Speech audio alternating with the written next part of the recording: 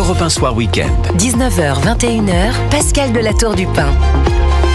Dans ce studio, Philippe Guibert, chroniqueur politique, est avec nous. Bonsoir Philippe. Je crois que c'est la première fois pour Europe 1 Soir Week-end. Je suis très heureuse que vous soyez dans ce studio. Avec plaisir. Nathan Devers fait partie des habitués, Bonsoir Pascal, écrivain et philosophe. C'est un plaisir. Mais oui, ça je sais, plaisir renouvelé à chaque fois. Et Alexandre Chauveau qui va nous rejoindre, journaliste politique d'Europe 1. Michel Barnier répond donc en ce moment à sa première interview. Première interview donc depuis qu'il a constitué son équipe. Évidemment, il y a beaucoup de questions à lui poser. Écoutez les mots du Premier ministre. Il n'y a aucune ambiguïté s'agissant des grandes lois de liberté pour les hommes et les femmes, des grandes lois de progrès social ou sociétal. Je parle évidemment de la loi de Simone Veil. J'ai eu l'honneur d'être son collègue au gouvernement, qu'il s'agisse du mariage pour tous ou de la PMA dans les dernières dispositions de 2021. Elles seront intégralement préservées. Et si je dois ajouter quelque chose, le rôle du Premier ministre dans ce cas, c'est d'être un rempart. Je serai un rempart pour qu'on préserve l'ensemble de ces droits acquis pour les hommes et les femmes de France en termes de liberté et de progrès social. Voilà, donc ça c'était une inquiétude. Gabriel Attal lui-même en avait parlé. Sachez que Michel Barnier a dit en ce moment qu'il fera des compromis pour le bien commun. Philippe Guibert. Eh ben, il a raison, parce qu'il n'a pas tellement de choix de faire autre chose que des compromis. Il a reconnu que la constitution du gouvernement avait été difficile. C'est un gouvernement de coalition. Entre l'ex-majorité présidentielle et les Républicains, avec en plus quelques autres petits partis ou petits groupes parlementaires. Et donc, ça ne va marcher qu'au compromis permanent au sein du gouvernement avec le président de la République. Il a reconnu qu'on n'était pas en cohabitation. Et donc, et puis aussi, surtout, des compromis avec l'Assemblée nationale. Nous revenons dans le régime des partis. Nous revenons un peu dans la 4e République à l'intérieur de la 5e République. Et donc, il va falloir s'habituer à ce que les choses soient un peu plus lentes, que ce soit pour faire un gouvernement ou pour avancer sur un budget ou sur des projets de loi. Mais on n'a pas le temps, Philippe Guibert, par exemple, sur le budget. On n'a pas le temps. Oui, on n'a pas le temps, mais il va falloir quand même trouver des compromis au sein avec l'Assemblée nationale. Et ça, il y a quand même le temps dans la discussion parlementaire, parce que certes, le gouvernement est en retard pour présenter un budget, mais enfin, la discussion parlementaire, elle dure 2 mois. Donc en 2 mois, on a un petit peu le temps de discuter. Bon, Nathan Devers, on sait qu'on a le temps de discuter. Est-ce que vous partagez effectivement le sentiment de Philippe Guibert? Bon, évidemment, c'est un homme de compromis. Michel Barnier, c'est ce qu'il est en train de dire à la télévision. Il rassure aussi, parce qu'on a parlé d'un gouvernement très à droite, avec des questions sociétales qui revenaient sur le tapis. On écarte ces questions sociétales. Michel Barnier se justifie. Est-ce qu'on a le temps de discuter, vu la situation? Qu'est-ce que vous en pensez, Nathan?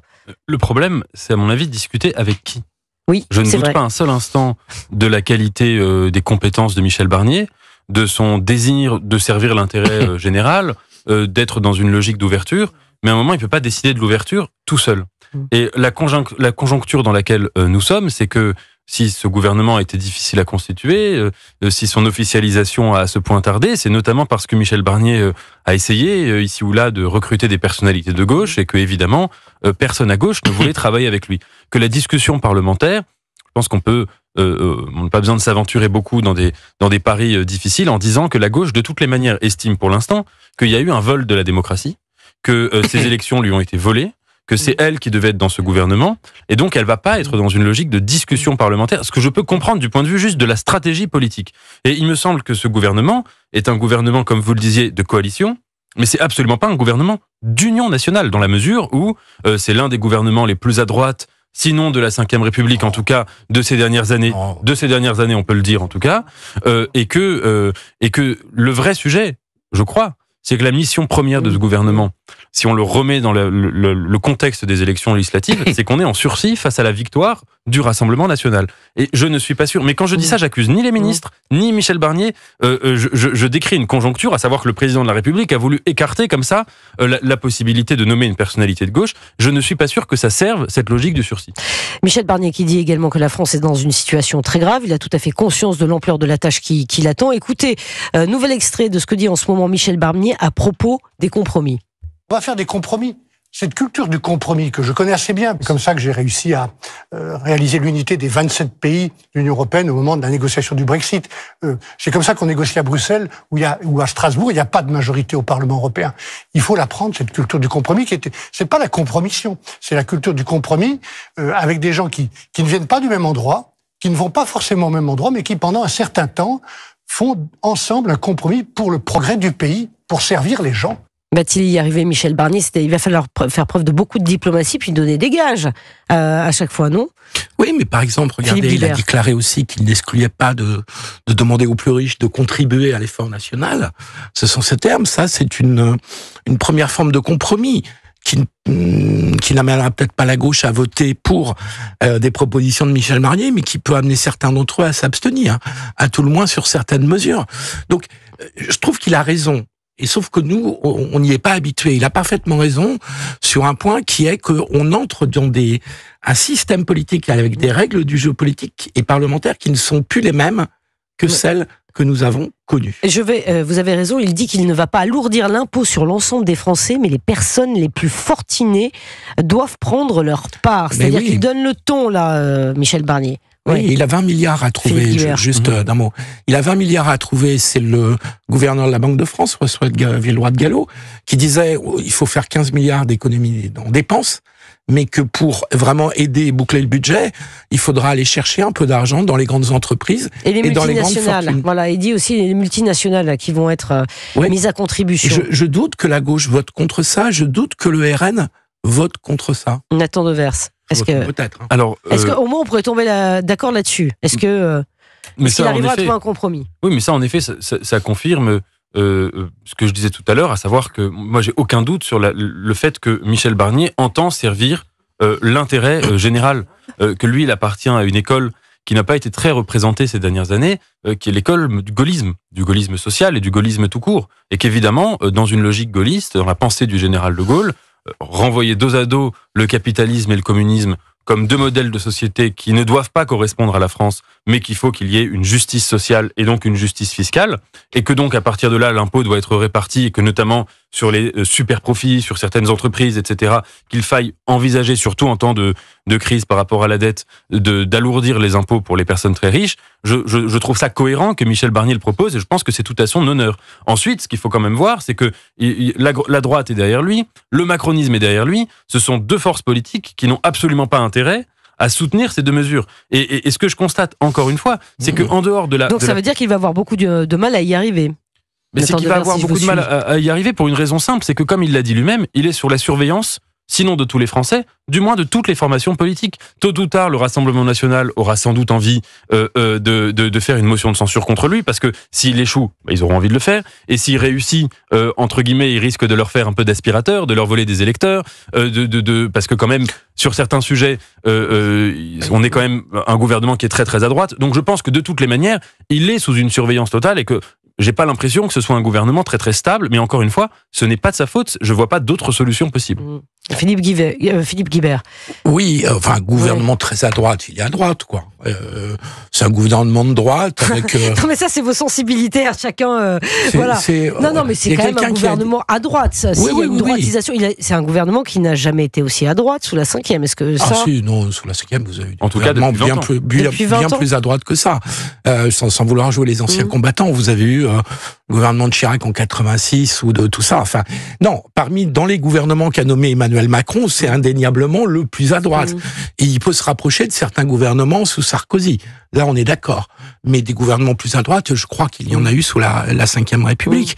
Mais est-ce que Michel Barnier, à un moment, n'aura pas intérêt à jouer l'opinion pour faire pression sur les parlementaires, ceux qui soutiennent son gouvernement, dont on voit qu'ils peuvent être parfois vouloir le titiller, comme Gabriel Attal cet après-midi, et puis pour aussi inciter le RN et le NFP, le Nouveau Front Populaire, à bien réfléchir avant de censurer.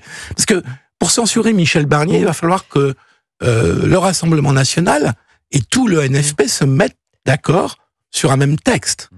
Or, il y a pas mal de sujets où ils sont pas tout à fait en accord, si j'ai bien suivi l'actualité. Alors, Michel Barnier est en train de parler en ce moment du choix de Bruno Retailleau pour le ministère de l'Intérieur. Que dit-il ? Il dit que c'est un gage pour les Français face à l'insécurité publique. Il justifie donc la présence de Bruno Retailleau, et Alexandre Chauveau vient de nous rejoindre dans ce studio. C'est vrai que c'est un choix qui a été énormément discuté, mais bon, là aussi Michel Barnier reconnaît que voilà, cette insécurité, il faut prendre le dossier à bras-le-corps. Oui, mais bien sûr, il a raison. Après tout, c'était Gérald Darmanin qui n'était pas un gauchiste, si j'ai bonne mémoire, au ministère de l'Intérieur auparavant. Mais c'est vrai que Bruno Retailleau est sans doute plus à droite encore, plus conservateur aussi sur les questions de société. De toute façon, pour ce gouvernement, mais comme pour d'autres, je crois, il y a nécessité de faire plus qu'envoyer des messages à l'opinion pour montrer qu'on lutte contre l'insécurité. On peut pas annuler les chiffres qui montrent une augmentation depuis 7 ans des coups et blessures volontaires, du nombre d'homicides et de tentatives d'homicide. C'est une réalité qu'on peut pas nier, c'est du réel. Et donc tout gouvernement se doit de lutter contre l'insécurité. Bruno Retailleau saura-t-il le faire ? Ira-t-il plus loin que Gérald Darmanin ? C'est ça la vraie question. Alors, Alexandre Chauveau, je vais me tourner vers vous un instant. Vous avez écouté avec beaucoup d'attention, évidemment, les mots du Premier ministre. Est-ce que vous pouvez nous résumer, et vous allez rester avec nous, parce qu'il va y avoir des réactions, évidemment, sur les réseaux sociaux ce soir. Vous allez rester avec nous, vous nous les donnerez en direct, Alexandre Chauveau. Qu'a-t-il dit ? Quelles sont les grandes lignes du discours, enfin de l'interview de Michel Barnier ? Alors, c'était une interview assez longue, mine de rien. Il a abordé plusieurs sujets, Michel Barnier, au micro de Laurent Delahousse. Peut-être d'abord, le premier sujet, c'est de la composition de son gouvernement. Il a dit, je savais que la tâche était difficile. Et il a parlé, sur la composition de son gouvernement, il a dit ce que j'ai essayé de faire, c'est de constituer un socle qui soit le plus important de la Ve République. 220-230 députés, c'est le socle de députés le plus important. Autrement dit, ni le Rassemblement National, ni le Nouveau Front Populaire ne pouvaient gouverner. Lui sait qu'il n'avait pas la majorité, mais il a essayé de rassembler le plus largement possible. Voilà ce qu'il a dit. L'action du gouvernement restera ouverte. Un autre sujet qui a commencé à faire polémique cet après-midi, c'est sur les positions dites conservatrices de Bruno Retailleau. On a fait écouter aux auditeurs d'Europe 1 effectivement cet extrait. Exactement. Ouais. Alors il y a une autre information qui est importante, c'est sur les impôts. Vous savez que Gérald Darmanin avait fait fuiter dans la presse le fait que Michel Barnier ne s'interdisait pas d'augmenter les impôts. Il a répondu très clairement. Il a dit « Je ne vais pas alourdir les impôts ni sur les gens modestes ni sur les classes moyennes ».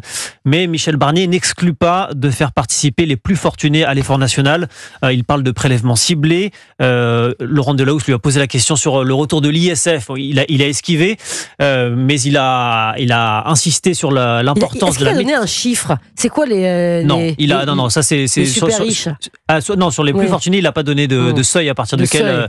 Non, il parle des entreprises très fortunées et des particuliers très fortunés. Et il a insisté sur l'importance de la maîtrise de la dépense publique. Voilà, il a dit faisons très attention à la crédibilité de la France. Bon, faisons attention à la crédibilité de la France. Je crois qu'il a dit quand même, il a reconnu, Alexandre, que la France était dans une situation très grave. Effectivement, dès sa première réponse, et c'est ce qu'il a dit, la France est dans une situation très grave, 3 000 milliards de dettes, et que donc, et il a conclu son interview en disant qu'il dirait la vérité aux Français, même si c'était pas facile à entendre. Donc, il faut s'attendre effectivement dans les prochaines semaines, et notamment lors de l'examen du budget, à vraisemblablement des coupes budgétaires accompagnées de très légères hausses d'impôts sur des actions très ciblées. Des actions très ciblées, effectivement. Et on va attendre la suite et avoir les contours, effectivement, de son action, de son discours de politique générale, donc, dans quelques jours, le 1er octobre. Évidemment, on attend des précisions de Michel Barnier.